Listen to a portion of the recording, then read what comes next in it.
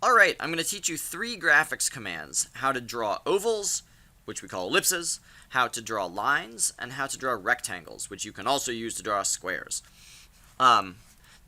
If this feels like a lot, don't worry. I just wanted to show you some examples, and we're going to come back later and go through it a little bit slower. Today's kind of like a tinkering day, just to see what you can do. So if you can't do all of it, don't worry. Just see what cool can you make with the parts that you understand.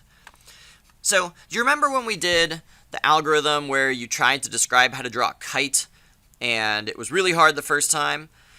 The major thing that everybody said that was wrong with my instructions was when I said to draw a line, I wasn't specific enough. I didn't say, where do you start the line and where do you end the line? I just said, draw a line. So, when you tell the computer to draw a line, you really do need to be very specific about exactly where it starts and exactly where it ends. So here's what that looks like. The command to draw a line is called line. It's got the word line. But then, the way that you tell it exactly where you want the line to start and end is by using a coordinate system like in math class. So actually here, let's run this ellipse program one more time and I can show you what that coordinate system looks like.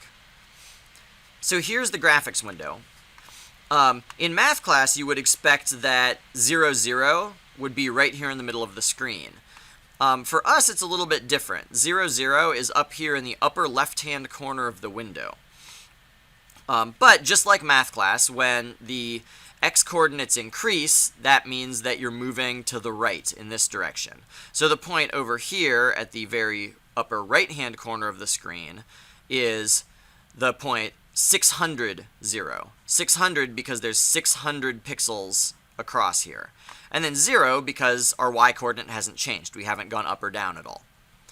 Okay, here's another very confusing difference from math class. In math class, if you go down, that's going to produce negative y-coordinates. But for us, moving down is positive y-coordinates. So the point down here in the lower left-hand corner, it's an x-coordinate of 0, because I haven't moved back and forth at all. But the y-coordinate is 600 because I've moved down by 600 pixels.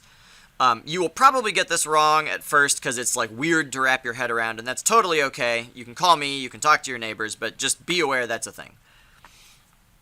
Alright, so that's the way the coordinate system works. So let's figure out why did this ellipse display right here. These first two numbers, 300, 300, that's telling the ellipse where should the center be. What xy coordinate should the center be?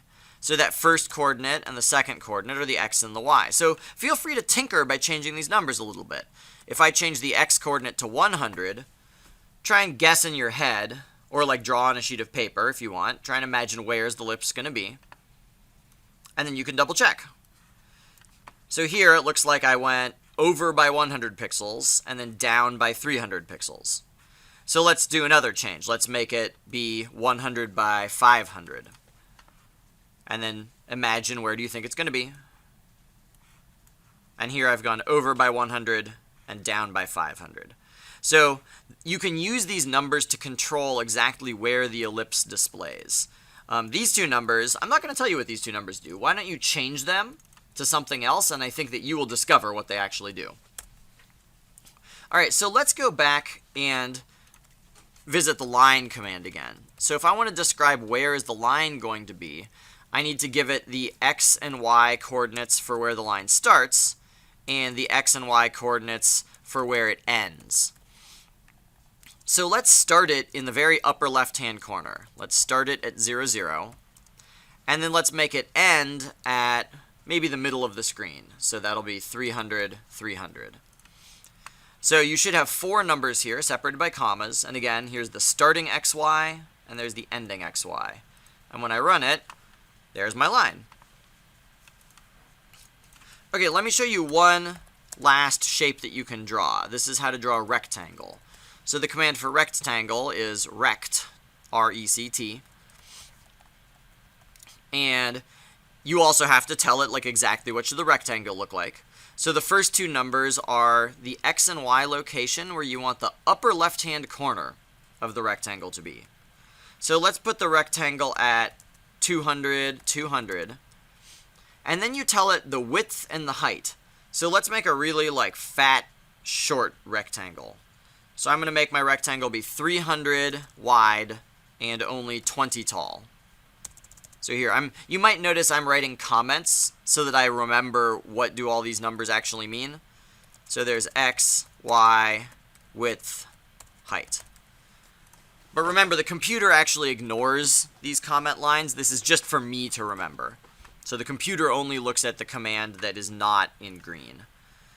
Alright, so when I run it, so there is my fat, short rectangle, and it's starting here by going over 200 and down 200, because that's where the upper left-hand corner is supposed to be. Alright, so the last thing, well, no, let's end there.